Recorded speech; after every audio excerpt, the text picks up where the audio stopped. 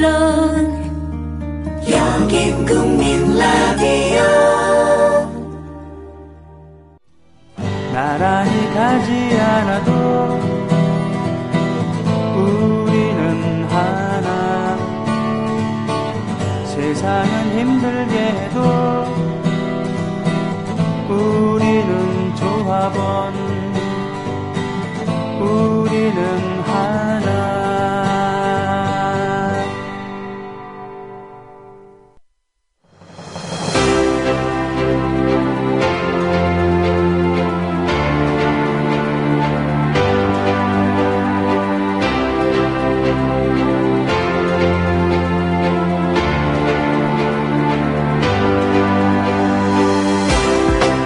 물뚝심송의 독재유산 답사기.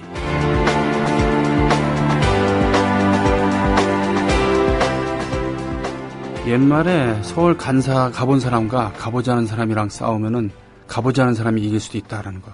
예. 분명히 숭례문이라고 써있는데 남대문이라고 써있다고 바락바락 우기는 거죠. 예. 바락바락 우기면 우기는 사람이 이긴다라는 건데, 답사와 답사기와 답사기는 엄연히 다릅니다. 예. 똑같은 장소를 갔다 하더라도 아는 만큼 보인다라고 하는 유영준 교수의 그런 명언도 있습니다만, 제주도에 가서 그 아름다움에 대해서 감탄하면서 저기 동굴은 왜 뚫려 있지? 라고 했을 때, 동굴의 아름다움에 대해서 감탄하고 있을 게 아니라, 저게 예전에 태평양 전쟁 때 일본군이 파놓은 그런 군사시설이었어. 사이판에 신혼여행을 가서 말이죠. 사이판의 쪽빛 바다와 아름다운 하늘, 자연풍광에 감탄하면서도, 여기 1940년대 태평양 전쟁 막바지에 여기서 수많은 사람들이 죽었지. 조선인도 끌려와서 많이 죽었어. 라는 것을, 사실을 알 때와 그렇지 않을 때 풍광이 달라 보이는 그런 거. 물뚝심송의 독재유산 답사기. 지금 거제도 포로수용소 얘기를 하면서 이러저러한 얘기를 나누고 있는 중입니다. 안녕하십니까? 예, 안녕하십니까? 네, 물뚝심송님. 인트로에서 네. 답사기라고 띄어서 발음을 하시면서 마치 이제 답사도 하지 않고 방송을 하는 거 아니냐는 의혹을 제기하시는 걸로. 이거는 그 행간의 그 런 비트윈 더 라인스를 넘어갔고는 이건 음해입니다. 이건 그렇군요. 그 조선일보식입니다. 이렇게 말씀하시는 거예요. 정확하게 표현하자면 저는 실제로 제가 가본 곳 얘기만 하고 있습니다. 진짜로. 그렇습니까? 예, 다 가보면 됩니다. 그 민간인 학살 있던 자리, 그 자리 있죠. 그 비석 같은 거 저 직접 다 봤어요. 그러세요? 예, 사진도 찍었고. 아니, 맨날 트위터 하시면서 언제 그럴 또 시간이 있다고? 그러니까 바쁜 거죠. 그렇군요. 예. 이게 얘기가 진도가 점점 많이 나가면서 이제 전쟁이 마무리되는 단계까지 왔지 않습니까? 네네. 우여곡절 끝에 휴전이 맺어진 게 1953년 7월 27일. 네, 727 정전. 네. 그러니까 날짜로 보면 이제 지금부터 한 달 정도밖에 차이가 안 나는, 한 달도 차이가 안 나는 그런 시점이죠. 근데 이제 이렇게 해서 한국전쟁이 종료가 되는데, 사실 우리는 한국전쟁에 대해서 우리나라에서 벌어진 전쟁이니까 뭐 이 정도로 생각하지만 이건 거의 준 세계대전이었다고 볼 수도 있어요. 네네. 지역은 좁았지만. 그렇습니다. 네.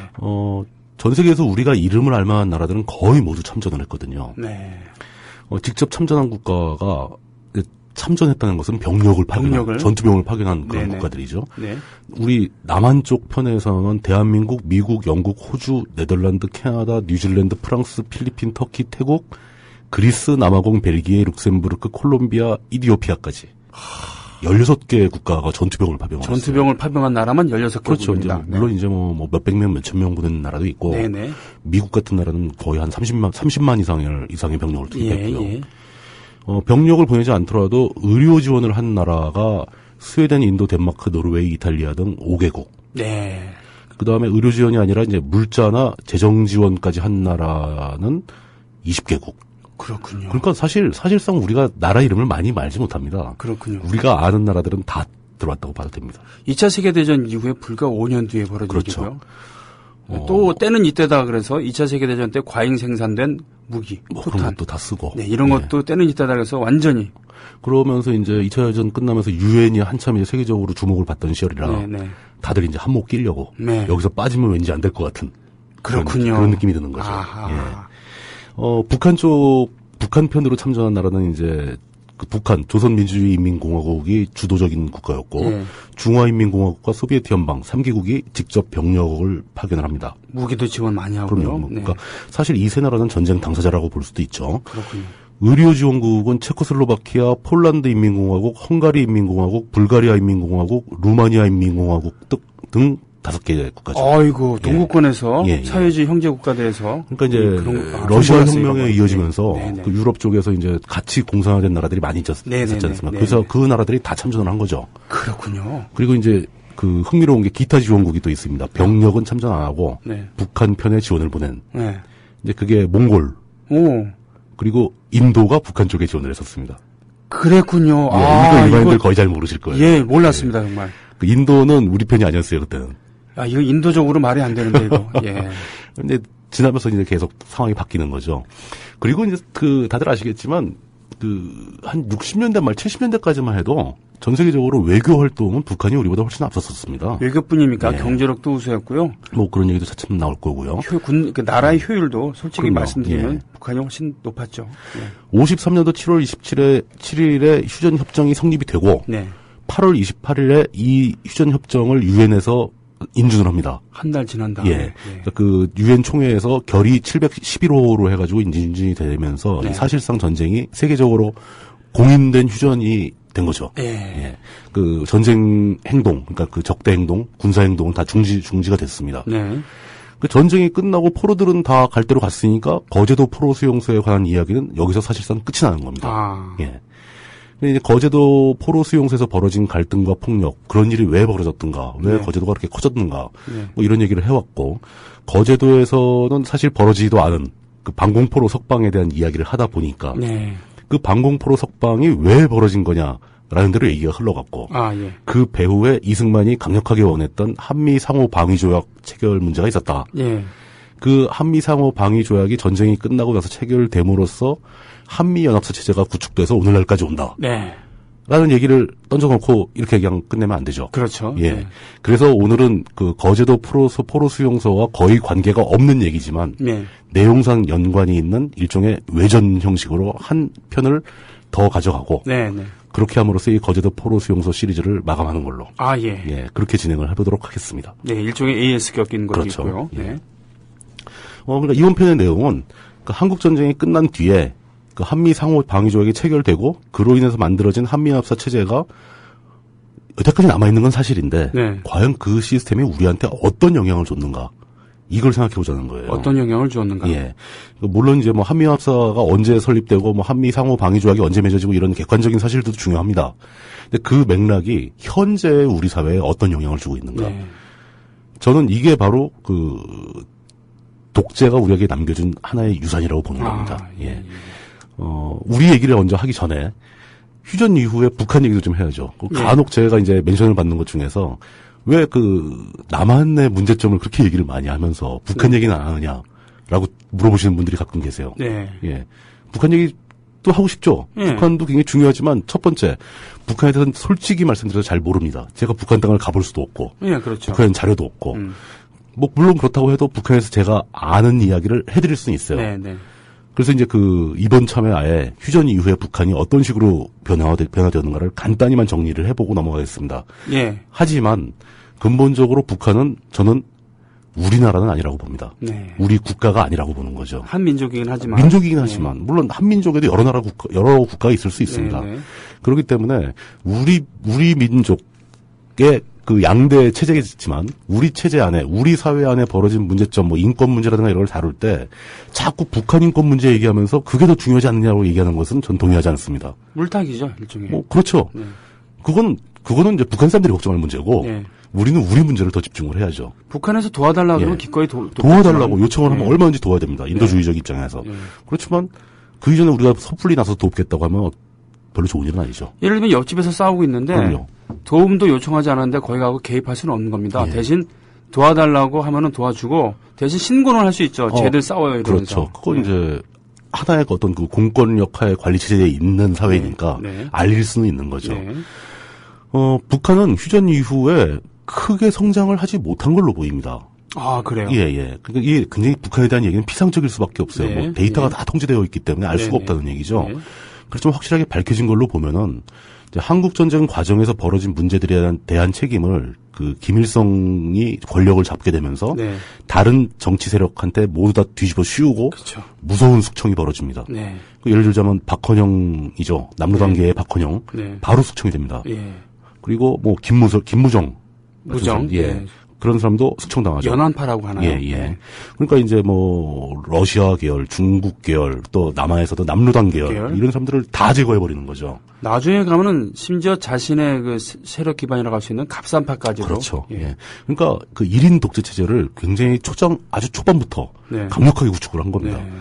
그거는 사실 뭐 해외에서 누구나 다 인정하고 있는 공인된 사실이고요. 네. 또 일제 때부터 북한은 남한에 비해서 사회 간접 자본, 그 인프라, 공업 시설들이 굉장히 우수했었습니다. 네. 물론 일본이 정책 자체를 이제 남쪽에는 식량 생산, 네. 북쪽은 공업 네네. 이렇게 나눠서 국가를 개발했기 때문에 뭐 당연한 결과였겠죠. 저로도 그렇게 했겠어요. 예. 뭐 지하자원이 풍부한 북쪽, 농토는 별로 없지만. 이것을 이제 전후 세대 분들은 감정적으로 잘 이렇게 이해를 잘 못하시는 경향이 있는데 네. 제가 아주 그 이해가 잘 될 만한 상황 하나를 설명을 드리겠습니다. 네. 그 돌아가신 그 리영희 선생이 고향이 아주 북쪽이잖아요. 예, 예. 근데 이제 그분이 회고를 하는 내용 중에 그런 게 있었습니다. 그 압록강의 수풍발전소가 그 일제가 건설을 하지 않습니까? 유역 변경식 발전소였습니다. 그렇죠. 예. 그 수풍발전소의 효과이겠지만 북한은 20년대 말부터 30년대까지 일반 농촌에까지 전기가 보급이 됩니다. 그래서 그분이 그렇게 북쪽 그 평안도 함경도 시골에서 자랐는데 동네 전기불이 들어왔었어요. 북한은 그런 수준이었고. 그렇군요.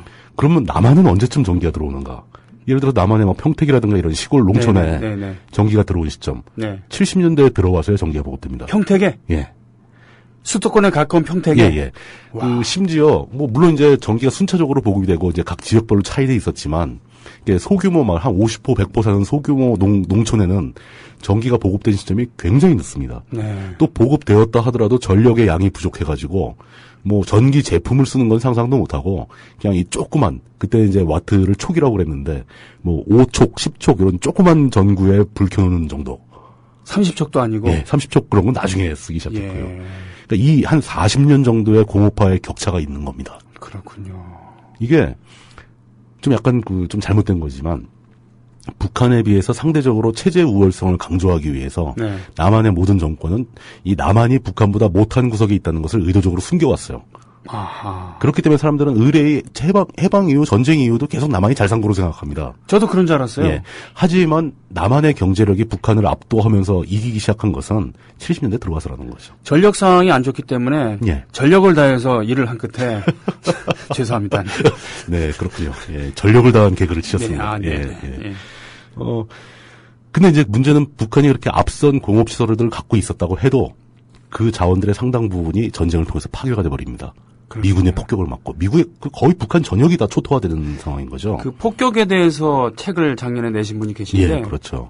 그때 폭격 양은 2차 세계대전 전 기간을 통틀어서 쓴 그런 폭격 항공포탄의 양보다 많았다고 저는 알고 있고. 맞습니다. 많은데 그 지역을 한번 비교해 보십시오. 유럽 전역에 쏘아진 폭탄의 그 전체 양보다 많은 양이 북한 지역에 다 쏘아진 거예요. 융단 폭격이라는 게 어떤 의미냐면은 폭격기 수십 대가 날아가면서 융단을 만약에 깔아놓은 것처럼 그렇게 폭탄을 쏟아 붓는다는 겁니다. 예. 그리고 전쟁이 끝났을 때 평양 시내에 멀쩡한 집이 딱 세 채가 있었다. 예, 기둥이 서 있는 집이 세 예. 채였다. 뭐 이런 얘기가 있었죠. 그러니까 석기 시대였다는 얘기죠. 예. 그렇기 때문에 북한도 전후 복구에 굉장히 큰 비용이 소모되었던 건 사실입니다. 그러니까 그 전후 복구가 제대로 이루어지지 않았던 거죠. 그때 전후 복구를 위해 북한은 소련으로부터 10억 루블 정도의 경제 지원을 받았고요. 네. 중공으로부터는 8억 위안 정도를 받았다고 했는데 이게 뭐 이때만 받은 게 아니고 지속적으로 계속 원조를 받습니다. 북한도. 근데 그 전후 복구에 시간이 많이 걸리면서 그 앞서 있던 공업 그 수준을 제때 회복은 못한 거죠. 네. 우리가 북한에 대해서 평가를 할 때 그 과거에는 항상 사실보다 더 가혹하게 비난을 하는 경향이 있었어요. 북한은 나쁘다. 네. 근데 오히려 80년대 이후에 또 북한을 지나치게 미화하는 경향이 또 한쪽에서는 생겨납니다. 그렇죠. 일종의 반작용이죠. 반작용. 너무 몰랐으니까 그동안. 네네. 저는 둘 다 틀리다고 보는 겁니다. 네. 북한도 있는 그대로 봐야지 북한을 뭐 완전히 머리에 뿔 달린 괴물로 보는 것도 나쁜 짓이지만 북한은 전 세계에서 유일하게 주체적인 정권이 수립되어서 뭐 제국주의에 굴복하지 않는 위대한 정권이라고 볼 수는 없는 겁니다. 사실은 일본에서도 그런 움직임이 있었죠. 예, 사실은 그 전후복구에 성공하고 국가가 어느 정도 그 상당히 효율적으로 돌아가는 것 같은 느낌에다가 사회주의 이상국가라는 그러한 예. 그 눈꺼풀에 뭐가 쓰였는지 모르지만 그래서 그때 많은 사람들이 니가타 항해에 있는 만경봉 홍호를 타고 북한을 갔죠. 예, 조국의 그 건설에 이바지해야 된다 그래서 예. 갔잖아요. 뭐 사람이 간 것도 간 거고, 사실 그 활동이 전반적으로 다 조총련이 중심이 돼가지고 이제 진행이 됐죠. 네. 처음엔 사람도 많이 갔고 또 그 조총련계 교포들은 자금 지원도 굉장히 많이 합니다. 많이 했습니다. 예, 그 이제 그러면서 차츰 시간이 지나면서 그게 변모돼 오게 되죠. 근데 어쨌든 간에 그런 상황으로 북한이 초반에는 앞서 있다가 네. 이제 점점 그 공업시설 복구가 지연되고 독재 체제가 운영하는 계획 경제가 네. 어느 규모까지는 효율적일지 모르지만 어느 규모를 넘어서게 되면서 비효율성이 발견되고 네. 뭐 그러다 보니까 이제 점점 그 경제 발전이 더뎌지다가 네. 하락하기 시작하는데 사실상 여기는 또 큰 요인 중에 하나가 있었죠. 북한은 사실상 냉전 시대에 소련 편이었거든요. 그렇죠. 근데 냉전이 종료되면서 소련이 붕괴합니다. 네. 러시아가 굉장히 좀 참담한 수준으로 막 전락을 하게 되죠. 그렇죠. 그때 들어서면서 북한은 이제 미국에 저항하는 몇 안 되는 국가였다는 거죠. 그렇습니다. 그러다 보니까 미국을 중심으로 한 서방 세계로부터 아주 가혹한 수준의 무역 제재를 받습니다. 네. 그러니까 사실상 북한은 무역이 봉쇄되어 있는 상황이었던 거예요. 네. 이 현대 사회에서 국가가 무역을 못하고 경제를 발전시키는 건 불가능하죠. 네. 북한은 뭐 산유국도 아닌데 그렇습니다. 일단 에너지 문제가 먼저 제일 심각해지고 그러니까 수력 발전에 의존하는 것도 한도가 있는 거죠. 이런 식으로 북한은 굉장히 어려움을 겪었기 때문에 발전할 수 없었다라고 볼 수도 있지만 네. 현실적으로 발전을 못해서 경제가 피폐해진 것은 사실이라는 거죠. 90년대 고난의 행군 네. 많은 사람들 굶어 죽기도 한 그게 이제 그러니까 그게 굉장히 끔찍한 일이잖아요. 그렇죠. 끔찍한 일인데 예. 사실 이거는 북한만 그런 게 아니라 뭐 전 세계적으로 쿠바에서도 고난의 행군이라는 표현을 씁니다. 그러니까 그건 이제 일종의 보편화된 용어인 거죠. 러시아로부터 들어오던 원조 사탕수수를 비싼 값에 사주고 또 석유를 아주 싼 값에 지원해주던 그런 시스템이 붕괴되면서 쿠바의 경제가 나락으로 떨어집니다. 그렇죠. 예. 그러면서 그 당시 쿠바 인민들의 몸무게가 평균 3에서 5kg 정도 빠졌 정도로 통계적으로 체중이 변할 정도면 굉장한 문제가 있는 거죠. 그때 그래서 석유에 의존하지 않는 그런 산업, 예. 그런 유기농법 또 뭐 등등등 해서 위기를 돌파했다고 합니다만 북한의 경우는 그런 기회도 없었던 거죠. 그런 정도가 예. 더 심했고 더 심했죠. 그럴 정도의 유연성이랄까요? 슬기를 발휘하지 그렇죠. 못했습니다. 기본적으로 뭐라고 표현을 하더라도 어떻게 해석을 하더라도 한 국가의 경제 시스템에 문제가 생겨서 네. 국민들이 먹을 게 부족해진다는 것, 네. 식량이 부족해진다는 것은 심각한 문제가 있다는 뜻입니다. 그렇습니다. 이 문제는 어떻게 해서든 해결을 해야 하는 문제지만 일시적으로 흉작이 든다거나 태풍 피해를 입어서 기근이 오는 바람에 약간 피해를 받을 수는 있습니다. 그렇지만 그건 조선시대 얘기고. 그렇기 때문에 저는 예. 그럼에도 불구하고 그 당시 북한의 지도층 예. 오늘 옹호하는 것에 대해서는 단호히 반대합니다. 그렇죠. 그거는 분명히 책임을 물어야 할 부분이라고 보는 거죠. 예. 그렇습니다. 이제 북한은 이제 그런 식으로 경제적인 어려움을 겪으면서도 지속적으로 남한과 어떤 갈등 구조를 만들어내는 경향이 있었고요. 예. 그러다 이제 결정적으로는 경제 규모가 역전된 이후로 군사력도 역전되기 시작합니다. 아, 그렇겠군요. 그러니까 이제 북한은 비록 이제 소련과 중공의 지원을 받았지만 사실상 독자적으로 전쟁을 수행한 나라였잖아요. 예. 그리고 전후에도 군사력을 최우선으로 성장을 시켰던 그런 나라입니다. 네. 그래서 누가 봐도 북한군이 남한군에 비해서 훨씬 더 우세에 있었는데 예. 현대사회에선 군대도 역시 돈이거든요. 경제력이 뒤바뀌기 시작하면서 북한은 그 경제 문제 때문에 재래식 병력을 유지하는 데 굉장한 어려움을 겪기 시작합니다. 네. 그리고 만들어놨던 무기들은 노후하기 시작하죠. 현대에 옴으로써 북한의 재래식 전력이 과연 제 성능을 발휘할 것인가에 대해서는 굉장히 많은 의문을 제기하고 있죠. 저도 북한의 군사력이 현실적으로 봤을 때 이 대한민국 주한미군 빼고 네. 대한미군 국군의 전력보다 훨씬 못하다고 간주를 하고 있습니다. 특히 해군력과 공군력. 그럼요. 예. 장비의 어떤 현대화 문제도 그렇고. 더군다나 그 월남전을 거치면서 대한민국 국군은 미군의 지원을 받아서 그 장비 현대화가 굉장히 빠르게 돌아가죠. 예. 그리고 지금 극단적으로 봐서 남한은 1년에 국방 예산을 30조 원을 쓰는 나라입니다. 이거는 어떻게 보면 그 북한의 총 생산하고 맞먹을 거예요. 그렇군요. 그러니 뭐 비교가 안 된다고 봐요. 북한 군대가 군에 입대해가지고 쌀을 보급받아서 밥을 먹는 게 아니라 농사를 지어서 수확을 해서 먹어요. 둔전이군요. 이순신 장군이 그러니까 했었던 둔전입니다. 콩 길러가지고 매주 담그고 막 뭐 이러던 그 분위기입니다. 북한군은 지금. 이런. 그러니 그런 북한의 위협을 과장할 필요는 없는 거죠. 네. 물론 그렇다고 해서 안보는 철저하게 지켜야 되겠지만 네. 뭐 그렇습니다. 이제 북한에 대한 얘기가 주가 아니기 때문에 예. 북한에 대한 이야기는 일단 여기서 마무리하도록 하겠습니다. 네. 예.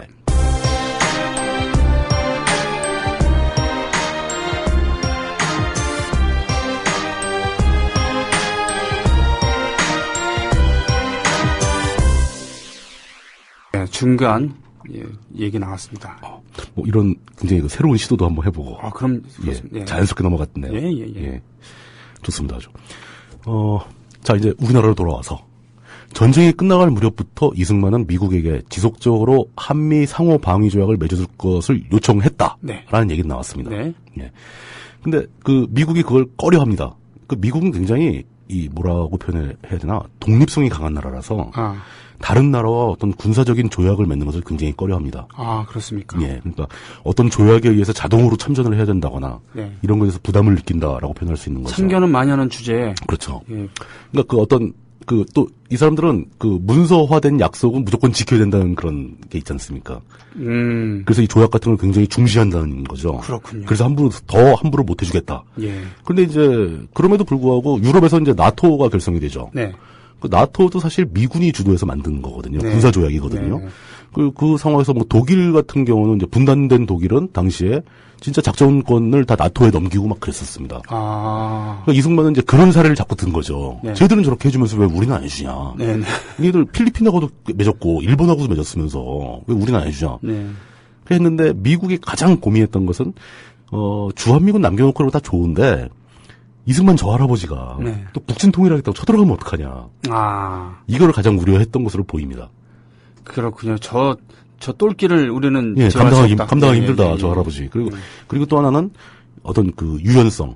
그러니까 그 전쟁 직전에도 에치슨 라인을 한반도로 빼고 그었듯이 소련과 중국의 상황에 따라서 자기네들의 전선이 자연스럽게 바뀔 수 있어야 하는데 남한의 주한미군을 주둔시키는 것에 대해서는 일단 소련에게 명분이 없고 그럼 소련군이 북한 주둔하겠다고 나오면 어떡할 거냐 또 뭐 이런 것도 있고요.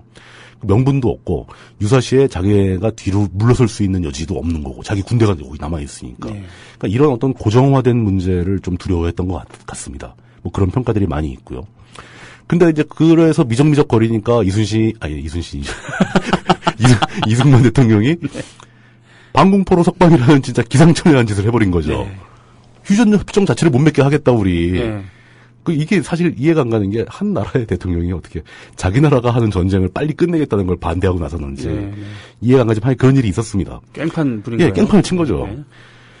결국 미국과 이승만 사이에서는 굉장히 팽팽한 알력이 오가고 미국은 이승만 제거 계획을 세웠다가 아이고 저 사람 제거하면 또 다른 사람이 없네. 뭐 그래가지고 또 그냥 그대로 가다가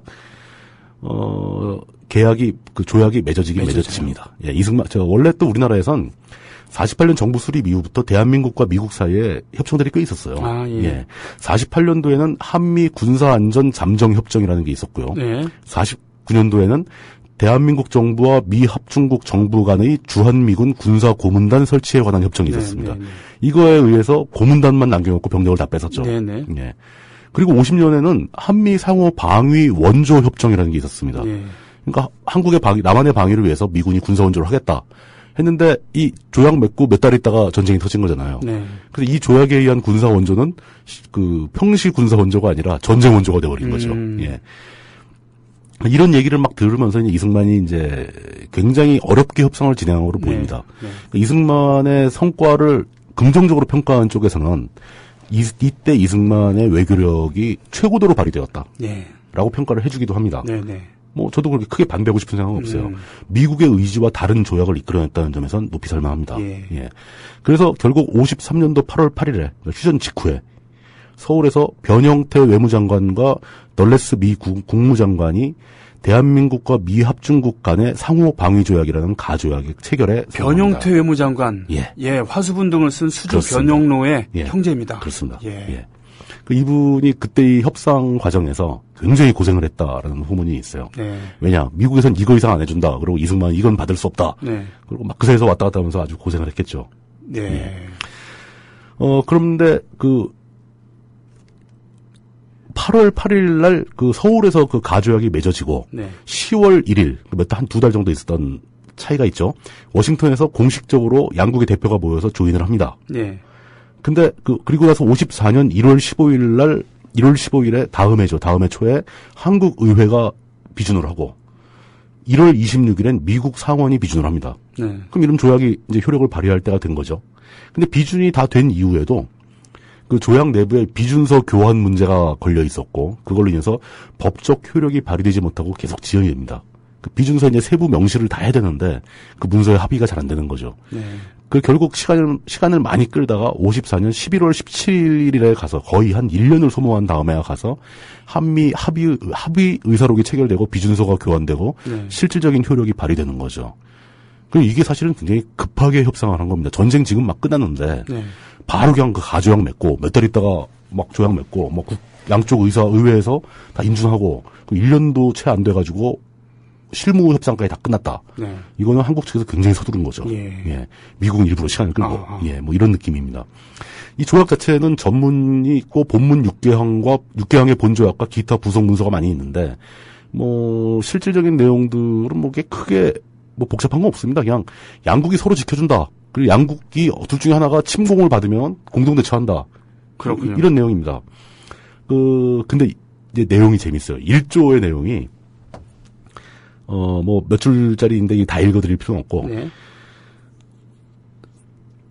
국제관계에 있어서 국제연합의 목적이나 당사국이 국제연합에 대하여 부담한 의무에 배치되는 방법으로 무력에 의한 위협이나 무력의 행사를 삼가할 것을 약속한다. 그러니까 이거 미국이라고 쓰진 못하고 네. 공동 상호 조약이니까 국제연합 유엔을 세웠어요. 예. 그리고 유엔이 원하지 않는 방향으로 무력을 행사하지 말아야 한다는 겁니다. 이게 바로 미국이 지속적으로 얘기하던 이승만의 단독 군사 행동을 막는 조항이에요. 아, 그렇군요. 예. 미국은 무조건 이거를 1조에 박아버린 겁니다. 이건 양보 없다. 너희들 마음대로 군사 행동 절대 못 한다. 북진 옳지 않다. 예. 그거는 절대 큰일 날이다. 절대 하지 마라. 뭐, 그러고 이제 그 2조가 뭐 어느 일방이 그 외부로부터 무력 침공을 받았을 때 그거가 인정되면은 바로 협조해야 된다. 이런 내용이고요. 3조도 뭐 별 내용 없고 4조가 중요한데 4조에 무슨 내용이 들어가냐면 이건 이승만이 요구했던 내용입니다. 상호 방위 조약을 말로만 맺어서는 소용이 없다. 네. 주한미군을 한국에 주둔시켜라. 철수하면 안 된다. 예. 상호 합의에 의하여 결정된 바에 따라 미합 중국의 육군, 해군과 공군을 대한민국의 영토 내와 그 주변에 배치하는 권리를 대한민국은 이를 허여하고 미합 중국은 이를 수락한다. 그러니까 이거는 미국의 의지가 아니라 이승만의 의지였다는 겁니까? 이승만이 요구한 내용이었다고 합니다. 그렇군요. 예, 그러니까 이 조항 제4조에 의해서 주한미군은 합법적으로 남한 영토에 주둔할 수 있게 된 거예요. 네. 근데 그게 주둔할 권리라고 표현이 돼 있지만 의무이기도 한 거죠. 네. 주둔을 강제로 해야 되는 겁니다. 그래서 휴전 직후에 미군은 2개 사단, 보병 2개 사단을 남한에 주둔을 시킵니다. 8군 산하에? 예. 네. 미 8군 산하에? 미 8군 산하에 네. 그 보병 제2사하고 제7사하고 2개가 들어오죠. 제7사는 박정희 때 철수를 하고 예, 그것 때문에 문제가 많이 됐었죠. 네네. 예. 제5조는 이제 뭐 조약에 뭐 비준서가 양국에 교환되었을 때 효력을 발생한다. 아까 이 문제 때문에 이제 1년이 걸린 거고요. 네. 제6조가 재밌는데 본 조약은 무기한으로 유효하다. 무기한으로 유효하다. 이게 이승만이 요구한 조항입니다. 근데 미국이 거기다 단서를 달았어요. 어느 당사국이든지 타 당사국에 통고한 뒤 1년 후에 본 조약을 중지시킬 수 있다. 그렇군요. 그러니까 예를 들면은 자 여기서 남한 정부에서 결의해서 자 나가주세요. 예. 그러면 1년 뒤에 나가야 되는 거고. 1년 뒤에 이 조약이 해지되는 겁니다. 미국도. 그럼 주한미군이 주둔할 이유, 미국도 이제, 그만하자. 예. 우리 나갈게. 그럼 1년 뒤에 나갈 수 있는 거고. 1년 나갈 수 있다는 거군요. 일방적으로. 그러니까 이게, 이승만은 이 방위조약은, 상호 방위조약은 무기한이어야 한다. 네. 라고 주장을 한 겁니다. 네. 특별한 사유가 없는 한 해지되어서는 안 된다. 그러니까 이 이승만은 그냥 마르고 닳도록 미군이 남한을 지켜야 된다라고 주장을 한 겁니다. 그렇군요. 그게 참 이해하기 힘든 결정이지만 뭐 위험하다 보면 그럴 수도 있겠죠. 그런데 미군은 그게 싫었던 거예요. 그러니까 여기서 이게 한 끗 차이일 수도 있지만 이것을 어떻게 보느냐에 따라서 우리나라의 국채에 대해서 어떻게 생각하는가, 또 미국의 존재에서 어떻게 생각하느냐. 그렇죠. 그 철학이 문제가 된다. 철학이 문제인 것이죠. 근데 이 조약을 맺는 과정에서 보면 재밌는 게 이승만이 요구한 내용을 받아줬어요. 무기한으로 하자. 네. 그리고 단서를 달아서 원하면 1년 만에 끊을 수 있어. 조건을 다니까 이승만 이 6조를 못 받아들이겠다. 와. 이래가지고 한 1년간 싸우는 겁니다. 이 6조 때문에. 6조 때문에. 예. 참. 지금 생각해보면은. 예. 이 사람 별도 없나. 그러니까 이게 좀 이상하긴 해요. 반대로 따지면은 정말 이승만은 우리 국부다워. 예. 예. 미군을 꽁꽁 묶어놨어. 묶어놨어. 이러니까. 미군은 절대 하기 싫어하는 걸 갖다가 억지로 끌어내가지고. 네. 미군의 힘을 빌어서 남한의 안전보장을 이뤄냈어. 대단한 성과야. 이렇게 생각하는 분들이 현재 우리 사회의 다수입니다. 하지만 반대로 그건 뭐 좋다 이거죠. 안전보장 됐고 그 휴전 이후로 남한의 전면전이 벌어지진 않았어요. 미국의 힘입니다. 이거 사실. 그러니까 한반도가 예를 들면 공산화가 된다면 예.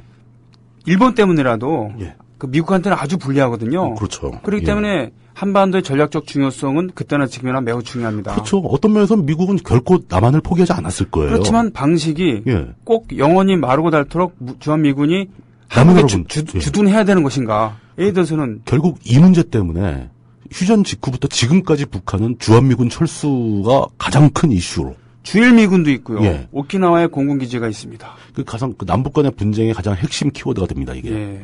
그러니까 북한 얘기는 사실 명분이 있죠. 왜냐면 자기들이 명분이 있으니까 끝까지 주장을 하는 거죠. 네네. 왜 한민족의 국가에 외국의 군대가 와서 주둔하느냐. 우리나라에 소련군 없고 중국군 없다. 그래. 예. 남한에 미군 나가라 그래라. 예. 이게 사실 어떤 그 정당성에서 자기네가 우위에 있는 부분이라고 보는 겁니다. 그렇습니다. 근데 남한은 그거 얘기할 때마다 딴 데 보고 있는 거죠. 할 얘기 없는 거지. 네. 그렇지만 실리적으로는 미군이 존재했기 때문에 안전이 보장된 측면은 분명히 있습니다. 완전히 무시할 수는 없어요. 어쨌든 간에. 그럼요. 네. 그거를 간과한다는 게 아니라 왜 영원히 마르고 닳도록 이래야 되는 거죠. 그렇죠. 조약 자체는 굉장히 자존심이 상해요. 현실적으로 이익이 있지만. 미국을 우리가 그러니까 이용을 한다는 생각을 갖고 있어야지 거기에 형님 바지가랑이를 잡고 있는 이런 형상에 대해서는 곤란하다는 그런. 창피하잖아요. 그렇죠. 좀 독립국가로서 좀 창피한 일이잖아요. 네. 그러니까 어쨌든 뭐 그런 건 다 치워놓고라도. 네. 여기에 이승만이 한 개 더 요구한 사항이 있었습니다. 그렇습니까?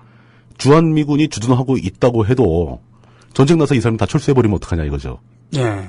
그 유사시 한반도에 전쟁 상황이 발발했을 때 미군이 자동으로 참전하는 조항을 넣어달라. 그래서 뭐 판단이고 의결이고 할 필요 없이 네. 전쟁 발발하면 그냥 무조건 참전할 수 있도록 해달라. 미국 쪽에서는 뭐라고 얘기를 하냐면은 미군이 해외 파병, 그러니까 미국 쪽은 해외 파병이죠. 남한이니까. 네. 해외 파병을 결정할 권한은 미국 의회에 있는데. 그렇죠. 대통령은 뭐 그걸 행사하는 거지 사실 의회의 비준을 받아야 되지 않습니까?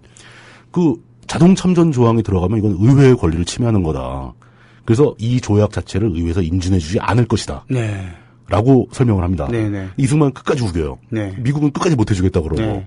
그것도 논쟁이 됐는데 결국 그 자동 참전 조항은 빠지게 되죠. 그렇군요. 명분상은 빠지는데 조항상에는 없는데 실제로 그때 나온 이제 설득된 내용이 제4조 주한미군의 주둔 문제가 현실적으로 자동 참전과 마찬가지 효과를 낸다라는 해석이 나오기 시작합니다. 맞네요. 예. 한반도에서 전쟁이 일어나면 미군이 자동적으로 참전할 수밖에 없는 그런 거군요. 그러니까 그게 굉장히 오랜 시간 동안 이 동북아 안보를 위한 중요한 핵심 개념 중에 하나를 자리 잡은 인계철선 개념이라는 게 나오는 거죠. 인계철선. 예, 인계철선은 이제 소위 군대에서는 그 피아노 줄이라고 부르는 건데 네네. 철사입니다, 철사. 네. 사람 인자가 아니고 네. 끌어당길 인자 쓰는 겁니다. 근데 그게 부비 트랩 같은데 예. 철사를 연결해서 철사가 발에 탁 걸려서 밀리면 터지는 거. 그걸 부비 트랩이라고. 그건 부비 트랩을 터트리는 네네네. 기폭제인 거죠. 그러니까 그렇죠. 기폭 장치인 거죠. 예. 그 인계철선 효과가 있다. 왜? 주한미군을 후방에 주둔시킨 게 아니라 그 서부전선 최전방 휴전선 근처에 주둔을 시킵니다. 그럼 북한이 남한에 침공을 한다. 그럼 주한미군을 공격할 수밖에 없는 거예요. 그렇죠. 그럼 주한미군이 공격을 받게 되면 주한미군이 주둔하고 있는 것은 사실상 미군의 영토가 되는 거고 미국의 영토와 미국의 사람들이 공격을 받은 상황 아닙니까? 네. 그러면 미 의회에서 인준하기 전에 먼저 행동을 할 수 있다는 거죠. 그러니 포천, 동두천 같이 그렇죠. 서울에서 가깝지만 휴전선에서 가까운 그 지역에 미군이 주둔을 하게 되는 겁니다. 예. 그 인계철선 전략이 몇십 년 이상 유지가 됩니다. 네. 근데 이거 제 경험으로는 실제 주한미군들이 이 인계철선 영어로 이제 트립와이어라고 하는데 트립와이어라는 개념을 얘기 들으면 굉장히 불쾌해요. 우리가 무슨 피아노줄이냐. 우리가 무슨 볼모니 임마? 우리가 무슨 버튼이냐, 장치냐. 우리도 사람이다. 그런 해석은 별로 마음에 안 들지 않는다 그랬는데. 실제로 그렇잖아요, 근데. 뭐, 실제로 사실이 그런 건 어떡합니까? 그리고 이게 좀 개념이 없는 게, 이런 말을 함부로 하면 안 되는 말이거든요. 우리나라 뉴스에 막 나오고 그랬어요. 그냥 속으로만 끄떡끄떡 하면 그렇죠. 됐지. 그러니까 대놓고 얘기하면은. 대놓고 주한미군이 인계철선 역할을 하고 있기 때문에 뭐 어쩌고저쩌고 이런 얘기하면 주한미군 사령관은 기분 나쁜 거죠. 그렇죠. 약간의 예의가 필요한 부분인데요. 외교적인 수사라도 말이죠. 그러나 이 인계철선 개념이 최근이란 이제 한 90년대 이후 이제 2000년대 들어서면서 의미를 잃어버리게 되는데, 왜냐하면 미국의 전 세계 미군 배치 전략 자체가 개념이 바뀝니다. 그 이전에는 미군도 곳곳에 중요한 포인트마다 미군을 주둔시키는 전략이었었어요. 근데 이제 그게 전체적인 개념이 그 전략 기동군 체제라는 개념으로 개편이 됩니다. 전략 기동군. 미군이 이제 기술이 발전하고 뭐 항모들 등장하고 수송 능력이 좋아지니까 그렇게 꼭 필요한 데마다 미군을 주둔시키면 쓸데없는 비용이 많이 지출된다. 그리고 이런 주둔군 체제가 이제는 소련이 없지 않습니까? 중국만 의식을 하게 되는데 중국의 태평양 진출을 막기 위해 그렇게 좋은 효율적인 정책이 아니다. 그래서 전략 기동군 체제로 개편하면서 군데군데 거점 지역에 다수의 미군이 주둔을 하고 유사시 그러니까 여러 포인트에 문제가 생기면은 즉시 날아가는. 그러니까 지점을 통폐합하겠다. 그러니까 그런 얘기. 지점 여러 개 있으니까 불편하니까 중앙 지점 도매상 하나 남겨놓고 지점을 다 없애겠다. 그리고 뭐 필리핀하고 일본 정도가 아마 그 거점이 될 겁니다. 그럼 뭐 한반도라든가 또 뭐 대만이라든가 이런 여러 가지 분쟁 지역들을 계속 지켜보고 있는 거죠. 그리고 거기서 사고가 터지면 몇 시간 내에 날아갈 수가 있다 우리는. 바로 참전이 가능하다. 그러니까 이런 그 전략 기동군 체제로 개편되면서 주한미군 철수 얘기가 나오기 시작한 거예요. 우리는 이제 여태까지 인계철선 믿고 있었는데 그 전략기동군 체제로 가게 되면 불안한 건 사실이죠. 그렇지만 현실적으로는 북한이 그 상황을 만들게 되면은 오키나와에 있는 미군이 날라오는데 예전에는 뭐 72시간 걸렸었는데 요즘 뭐 16시간 이내 뭐 이런 식으로 단축이 됐거든요. 그리고 사실은 지금 북한의 군사력은 자기 방어를 하기에도 급급한. 그렇죠. 그리고 미군의 판단도 북한이 지금 자력으로 전면 도발을 일으킬 능력은 없다라고 보는 거죠. 유일하게 북한이 가지고 있는 남은 위협은 핵무기밖에 없는 겁니다. 핵무기는 이제 완전히 비대칭 전력이라고 해서 재래식 군사력에 관련된 전략에는 포함되지 않는 물건들이죠. 그렇게 해서 이제 주한미군 철수 얘기 나오고 남한에서는 화들짝 놀랬다가 뭐 이런 사건들이 막 벌어지게 되죠. 그 북한 같은 경우가 이제 그 비대칭 전력으로 핵을 갖고 있지만 사실 어떠한 종류의 전면전을 만약에 도발한다 그러면 그건 완전히 그 각오를 하는 거겠죠. 각오를 우리도 하는 것도 좋은데 못 먹는 감 찔러나 본다 그래서 우리도 망하는 거 니네도 망하자 이거 아니면은 그거는 이제 뭐 전략 핵도 그렇지만 뭐 장수정포를 이용한 화생방 무기, 그 생물학 무기를 쏜다거나 뭐 이런 식인데 그거 아니고 재래식 그 침공. 뭐 탱크 타고 밀고 내려오고 막 비행기 띄우고 그런 거. 이거는 제가 보기엔 기름이 없어서 못할 거예요. 맞아요. 기름이 없어서 못할. 그리고 포들이 너무 노후했습니다. 제대로 작동이 안 되는 경우가 되게 많을 겁니다. 그러니까 그래서 북한이 더 핵무기에 집착을 하는 거죠. 맞아요. 그 공군기가 뜨면요. 지금의 그 능력으로는 상당히 그 뭐라고 해야 되나? 숫자는 많은데 그렇죠. 제대로 날 수 있는 비행기가 뭐 이륙하다 부서지고 막 그런 게 수두룩하게 나온다는 거죠. 그리고 실제로 이륙했다 하더라도 워낙 오래된 비행기여갖고 보이지도 남한의 공군은 보이지도 않은 상태에서 그렇죠. 많이 격추당할 거죠. 어디 멀리서 날아온 사이드와인더 같은 거 맞고 다 떨어지는 거죠. 공군력, 해군력 같은 경우는 육군에 비해서 육군 상대적으로 좀 강하다고 합니다만 해군 공군력은 뭐 상대도 안 되는 걸 알고 있습니다. 물론 북한군의 재래식 전력이 약화됐다고 해서 우리가 안보를 소홀하게 생각할 필요는 없죠. 그러면 안 되는 거고. 하지만 지나치게 뭐 위험을 과대평가할 일은 없는 겁니다. 북한의 위협 때문에 주한미군 철수하면 절대로 안 된다. 그건 아니죠. 그건 아니에요. 언제든지 미군과 다시 유연하게 얘기해 볼 수 있는 상황은 된 거예요. 다만 이제 중국이 현실적인 미군의 그리고 우리에게도 그렇죠. 잠재적인 위협이 될 수 있으니까 그런 것 때문에 주한미군이 동북아의 평화를 위해서 전략 기동에서 필요하다라고 얘기한다 그러면은 토론할 용의가 있습니다만 북한 때문에 철수하면 안 된다는 것에 대해서는 저는 이제 설득력이 떨어진다고 생각하는 것이죠. 자, 이런 상황이 이제 여태까지 지속되고 있는데 정리하자면 이제 이승만은 남한의 안전 보장을 위해서 한미 상호 방위 조약이 절대적으로 필요했고 남한의 힘으로는 절대 소련과 중공을 등에 업고 있는 북한을 막을 수가 없다라고 판단을 한 거죠. 그 미국의 원조가 필수적이라고 봤고 미국의 원조를 끌어냈습니다. 뭐 옳은 얘기죠. 그리고 이제 그 전쟁을 멈추는 것, 그러니까 휴전협정 자체를 담보로 한미상호 방위조약을 얻어낸 거잖아요. 네. 외교를 잘하는 거라고 볼 수도 있습니다. 네네. 예. 그리고 그 결과 주한미군이 한국에 주둔을 하게 되는데 이 주한미군의 사령권, 그러니까 그 지휘권, 이걸 누가 가져야 하느냐 이런 문제가 나오는 거죠. 네. 그런데 여기서 이승만은 한국군하고 주한미군을 통틀어서 모두 지휘권을 미국한테 가져가라고 얘기를 합니다. 아, 예. 우린 지휘할 자신이 없는 거예요.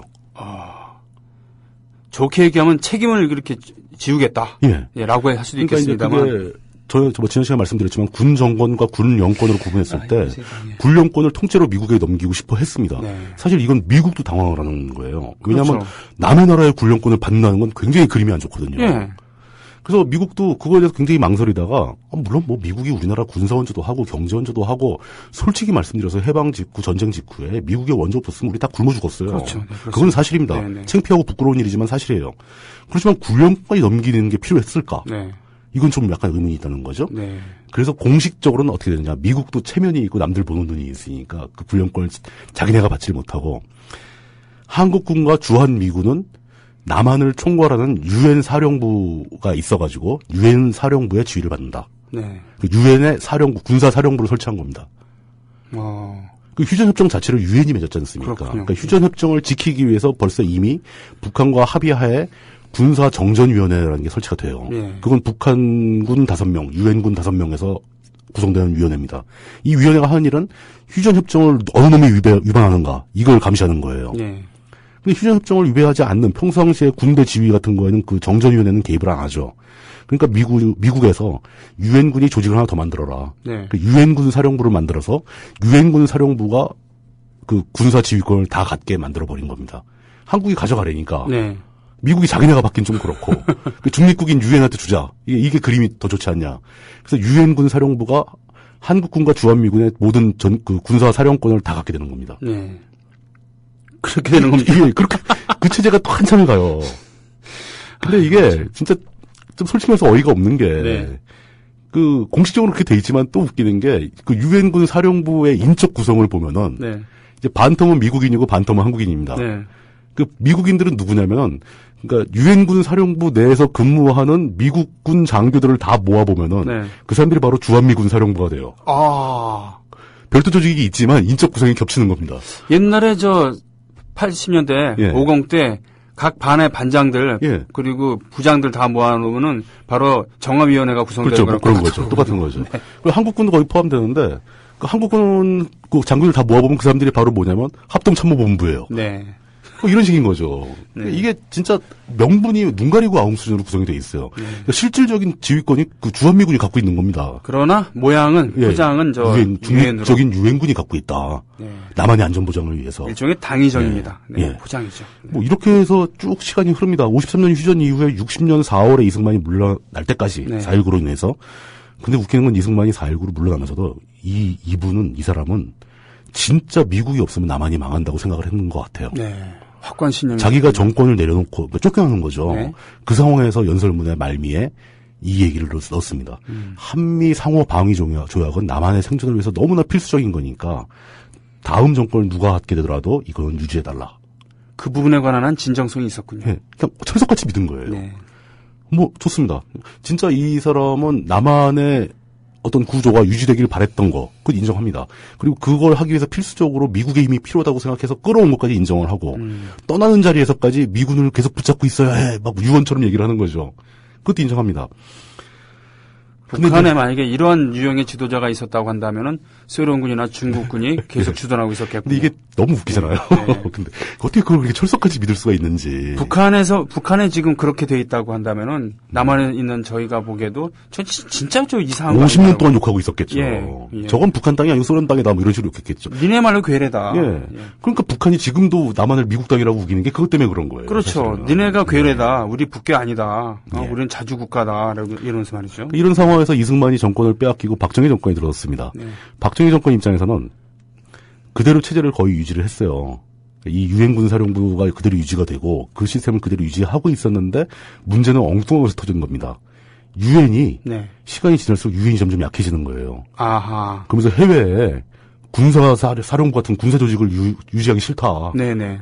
유엔 내부에서 자꾸 말이 나오는 거죠. 왜 남의 나라에다 그 사령부를 유지하고 있냐. 네. 유엔군 사령부를 없애겠다는 얘기가 나오는 겁니다. 네. 박정희 정권 화들짝 놀랬죠. 예. 미국하고 막 이래서 이 문제는 어떻게 되느냐. 그래서 어차피 유엔이 그 유엔군 사령부에 뭐 해준 게 하나도 없어요. 인적 자원, 물적 자원 다 한국군 아니면 미군입니다. 그렇죠. 그래? 그러면 좋은 방법이 있다. 간판을 바꾸자. 그래가지고 78년도에 초대 사령관 미군의 존 윌리엄 베시 주니어 대장을 사령관으로 해서 네. 유엔군 사령부가 간판을 바꿔나가기 시작합니다. 그게 바로 한미연합사령부입니다. 한미연합사령부. 제가 계속 얘기하는 한미연합사 체제가 이때 완성되는 이때 완성된 거군요. 예. 근데 실질적으로는 이승만이 만든 전쟁 직후의 구조와 다른 게 하나도 없어요. 한미연합사에 있는 미군 장교 다 모으면 그대로 주한미군 사령관입니다. 그러니까 한나라당에서 새누리당으로 간판 바꾼 거죠? 그건 똑같은 거죠. 유엔이 안 되니까 부담스러우니까 어차피 유엔 돈도 안 냈어요. 다 미군이 낸 거고. 네네. 우리가 내고 막 그런 거니까. 네. 그래서 이제 한미연합사 체제가 완성이 되는 거죠. 이제 군대 구조가 공식적으로 한국군에는 이제 군령권을 가진 합참이 있고 주한미군은 주한미군 사령부가 있고 네. 합참과 주한미군 사령부가 모여서 한미연합사를 구성한다. 네. 한미연합사 사령관은 미군, 부사령관은 한국군. 네. 합참의장이 합참의장이 겸임하죠. 근데 유사시에는 한국군 사령관은 이제 독자적인 의견을 낼 수 있다. 네. 라고 하지만 항상 미군의 의견을 따르고. 저 형님은 어떻게 생각하십니까? 예. 이래야 되는 거예요. 이런 참. 부사령관은 어떻게 생각합니까? 제가 무슨 생각이 있겠습니까? 형님 하시죠. 뭐 이런 분위기가 되는 거죠. 네. 참. 이런 기형적인 상황이 계속 유지되다가 그나마 어떻게 한미연합사라고 하지만 외국 군사 조직에 군령권을 다 넘겨놓느냐. 이건 말이 안 된다 하는 논의가 벌어지기 시작합니다. 이 논의의 시작도 사실은 미국이 먼저 한 거예요. 예. 주한미군을 빼고 싶었어요, 미군은. 예. 박정희가 막 뭐라 하니까 일개선을 빼버렸지 않습니까? 예. 막 난리가 난 거죠. 네. 그래서 논의가 다시 시작된 게 노태우 정부 시절이었습니다. 88년도에 이제 작전권을 도저히 좀 가져가라. 우리 좀 자유롭게 하고 싶다. 라고 해가지고 논의가 시작돼서 먼저 평시 작전 통제권 반환에 대한 논의가 개시가 됩니다. 예. 전쟁도 안 났는데 평상시엔 한국군이 좀 알아서 해라. 예. 이렇게 된 거죠. 그래가지고 88년에 논의가 돼서 1994년 12월 1일부로 평시 작전 통제권이 합참에 반환됐습니다. 네. 이제는 이제 평상시에는 작전 통제권이 합동참모본부로 온 거예요. 정말 감읍해야 되나요? 정말 눈물이 앞을 가립니다. 저는 솔직히 말해서 어이가 없어요. 이게 도대체 여태까지 뭐 한 거냐, 이런 생각이 드는 거죠. 부끄러운 줄 알아야지. 예. 그리고 나선 다시 이제 그 전시 작전 통제권 반환 문제까지 얘기가 나오기 시작하는데 참여정부 때 이 논의가 급물살을 타면서 2012년 4월에 반환하기로 한미 양국이 합의를 합니다. 네. 2012년 4월 지났잖아요, 벌써. 네. 그러니까 지금쯤 예정대로라면 반환이 됐어야 되는 겁니다. 네. 한미합사가 해체가 됐어야 되는 거죠. 네. 사실 한미합사가 없어도 주한미군하고 한국군은 항상 공동작전을 할 수밖에 없는 상황이잖아요. 네. 그러니까 한미합사가 도대체 왜 있냐. 어차피 다 똑같은 사람들끼리 의자 위치만 다른 거 아니냐. 뭐 이런 건데 그 와중에 이명박 정권은 전시작전 통제권을 반환할 수 없다라고 얘기를 하면서 연기를 요청합니다. 네. 그러니까 우리가 연기를 요청해요. 미군은 반환 가져가세요라고 그러니까 우리가 싫댔습니다. 넣어두세요. 그래서 연기를 한 거예요. 네. 2015년으로 연기가 됐죠. 네. 그러니까 2015년으로 연기됐는데 박근혜 정부는 이걸 또 연기하려고 합니다. 네. 왜 그럴까요? 왜 그럴까? 우린 이제 이 내용은 이제 최근에 얘기가 많이 나와서 다들 알고 계실 겁니다. 그럼 우린 여기서 이게 도대체 왜 이럴까를 생각을 해봐야 되는 거죠. 네. 왜 군사작전, 그 전시작전 통제권, 군령권, 대통령이 갖고 있는 국군 통수권의 하위 권한을 한미연합사로부터 합참으로 회수하는 것에 대해서 가장 강력하게 반대하는 조직이 군입니다. 군대가 왜 반대할까? 도대체 왜 그럴까? 네, 여당은 왜 반대할까? 새누리당은 왜 반대할까? 정권은 왜 반대할까? 참여정부는 받아오겠다고 했는데 네. 새누리당 정권은 왜 그걸 못 받아오겠다고 하는가? 이게 문제거든요. 네. 이 사람들이 바보라서, 멍청해서, 뜬금없어서, 미국을 너무 좋아해서 이런 건 다 비현실적이죠. 네. 저는 이게 굉장히 현실적인 이유가 있다고 보는 겁니다. 그렇습니까? 군대가 이걸 반대하는 이유는 받아올 자신이 없는 거예요. 두둥. 해방 이후, 전쟁 이후, 한 번도 독자적으로 뭘 해본 적이 없는 거예요. 아주 무능한 가장이 집안에서는 깽판을 부리면서 힘으로 억누른 주제에 실질적으로는 바깥에 나가서는 행세를 못하는 것 똑같습니다. 최근에 조선일보에서 운영하는 조선일보 프리미엄인가 그런 사이트가 있는데 거기에 예비역 장성이 글을 하나 쓴 게 있습니다. 네. 그 글의 내용이 한국 군대는 독자적으로 자주국방을 할 능력이 없다. 자주국방이 말은 좋지만 불가능하다. 그렇기 때문에 한미연합사를 해체해서는 안 된다. 이런 컬럼을 올렸습니다. 생각할 거리가 많은 이 얘기를 끝으로 오늘 방송을 마쳐야 되겠는데 어떻게 할래요? 그게 딱 두 문장으로 정리를 하겠습니다. 예. 그 사람은 평생을 군대에서 보낸 사람이고 자기가 어렸을 때 군대에 입대하던 시절부터 은퇴해서 예비역이 될 때까지 모든 시간 동안 한국 군대는 항상 그렇게 해왔고 앞으로도 그렇게 할 수밖에 없다는 걸 보고 배운 사람입니다. 그러다 보니까 이걸 바꾸는 걸 상상도 못하는 거죠. 근데 그 가장 심각한 문제가 뭐냐? 한국군 작전권도 있고 능력 좋고 장비 좋고 사람 많고 다 할 줄 압니다. 근데 한국군한테 진짜 없는 거. 미군이 그 몇십 년의 시간 동안 한국군을 키워주면서 절대 한국군한테 키워주지 않은 게 하나 있어요. 그게 바로 정보 능력입니다. 정보 능력. 예. 그러니까 뭐 통합적인 거죠. 위성사진이라든가 조기경보기 이런 거를 다 운영을 하고 거기서 데이터를 뽑아서 해독하고 그 해독된 정보를 바탕으로 군사적인 결정을 내리는 거 아닙니까? 오다 노부나가 일본 천하통일의 기틀을 잡은 오다 노부나가가 전투에서 승리한 그런 병사보다도 정보를 빼온 병사를 더 높이 쳤습니다. 그러니까 미군은 모든 물자를 지원하고 모든 작전 능력을 다 배양해주면서 장비도 팔고 물론 자기네 마진도 많이 먹지만 그러면서 끝까지 안 준 것은 정보 능력이에요. 그렇군요. 그렇기 때문에 정보 능력을 못 받아온 한국은 기형적인 구조가 됐고 기형적인 구조를 가졌기 때문에 한미연합체를 해체하지 못하고 있는 거고 이 모순된 상황을 만든 사람이 바로 이승만이었습니다. 그리고 이 모든 게 독재의 유산이었다. 오늘 거제도에서 출발한 프로소형소에서 출발한 대장정 5편 끝냈고요. 다음 주에는 그 서울 태평로로 이제 지방을 많이 다녔으니까 서울로 돌아와야죠. 네. 태평로로 돌아오겠습니다. 내일 뵙겠습니다. 고독한 피범벅? 고독한 피범벅님 그리고 오늘 리치 햄튼 챔피언인가요? 리얼 챔피언님 두 분 예비자 번호 등록해 주셨습니다. 내일 뵙겠습니다. 고맙습니다. 국민 라디오 지지하는 4가지 방법 아시나요? 다운로드하기, 별점 주기, 댓글 달기, 구독하기. 국민 라디오를 보다 많은 이들에게 전할 수 있는 가장 손쉬운 방법. 다운로드하기, 별점 주기, 댓글 달기, 구독하기. 잊지 마세요. 다운로드하기, 별점 주기, 댓글 달기, 구독하기.